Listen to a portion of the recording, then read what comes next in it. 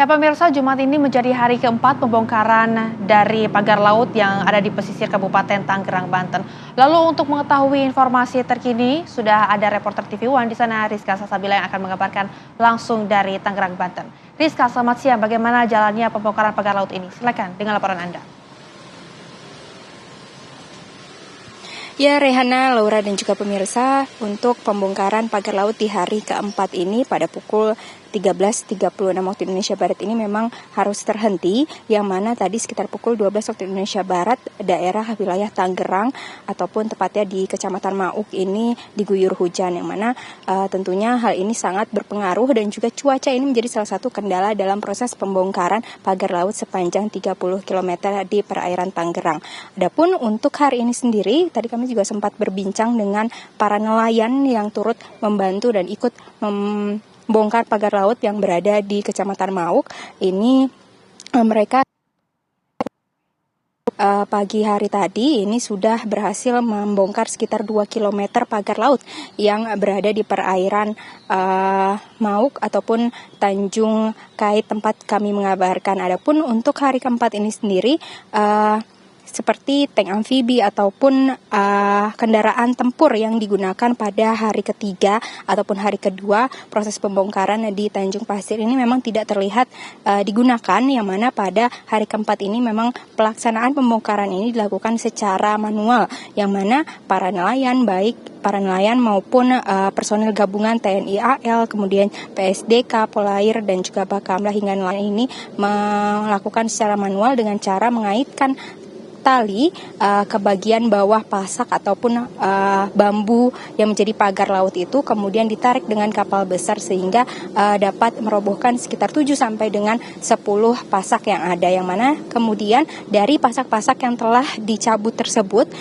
bambu-bambu itu dibawa ke tempat pengumpulan bambu tersebut di dermaga Sungai Bahari, Desa Cituis, yang juga tidak terlalu jauh dari ataupun masih dalam masuk wilayah Mauk tempat kami mengabarkan ini, yang mana bambu-bambu tersebut dikumpulkan di dermaga tersebut, yang kemudian bagi masyarakat yang membutuhkan ataupun memerlukan bambu tersebut dapat mengambilnya, yang hal itu juga dapat membantu masyarakat untuk membenarkan rumahnya ataupun sekedar untuk menambahkan alat-alat di perahu mereka. Dan untuk hari ini sendiri memang cuaca menjadi salah satu kendala, yang mana pada pagi hari tadi memang terlihat cerah, kemudian menjelang siang ini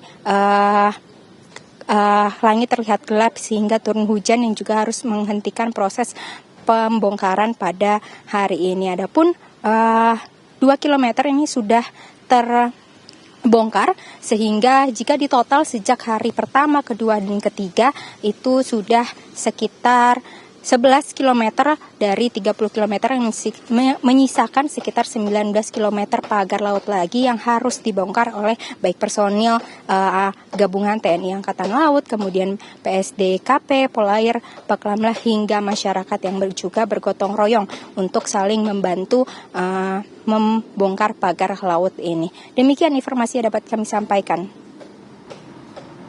Baik, terima kasih atas laporan Anda, Rizka. Silakan bertugas kembali. Selamat siang.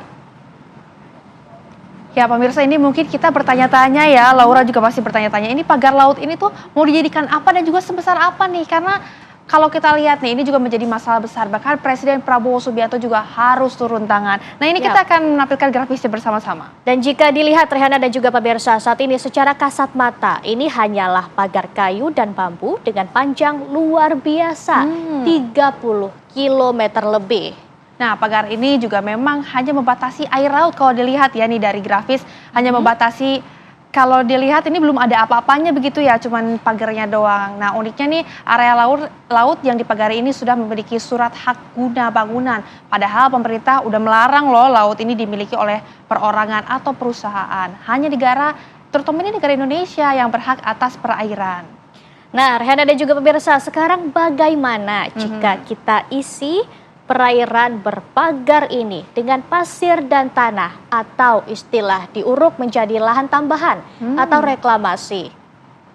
Ya memang kalau dilihat ya setelah diuruk ini, kayaknya ini kita bisa membangun rumah mungkin ya, mall juga, yang lain-lain. Apalagi luas ini sekitar 537,5 hektar. Lebih Nah, setelah ya? diuruk ini mungkin kan ini juga akan menjadi daratan ya, yang tadi tuh luasnya cukup luas juga, bisa dibangun mall juga mungkin ya, Ya, seperti kayak tempat kota wisata. sendiri jadinya ya. Seperti kawasan sendiri, bahkan Heeh. bisa dibentuk seperti kepulauan juga ya, Rehana? Iya, betul sekali. Nah, kalau misalnya nih, kita tuh udah dibangun rumah yang sederhana, contohnya ukurannya 60 meter persegi deh ya Laura. Maka kan yang didapat di bangunan tersebut ini hampir 90.000 90.000 rumah. Iya, artinya ini bakal menjadi calon dari kota kecil. Wow. Dan Iya. rumah baru seluas 60 meter persegi itu di kawasan Tangerang, tahu nggak berapa nilainya, Rehana? Nah, berapa tuh? Nilainya Penasaran. sekitar 850 juta rupiah. Wow. Bisa bayangin nggak, Rehana? Iya, ini bener-bener ya, ini artinya tuh 90.000 rumah itu nilainya bakal mencapai sekitar 76 triliun Wow. rupiah berarti ya kalau kita hitung ya Laura ya. Tentunya itu nilai yang sangat besar ya, Iya, fantastis Rehana. ini. Nah, Dan ini juga. inilah yang menjadi Mm-mm. pusat permasalahan dan perdebatan. Iya. Siapakah yang bakalan menguasai lahan senilai 76 triliun ini? Nah, ini bisa menjadi tanda tanya nih, siapa ya sebetulnya akan menguasai ya?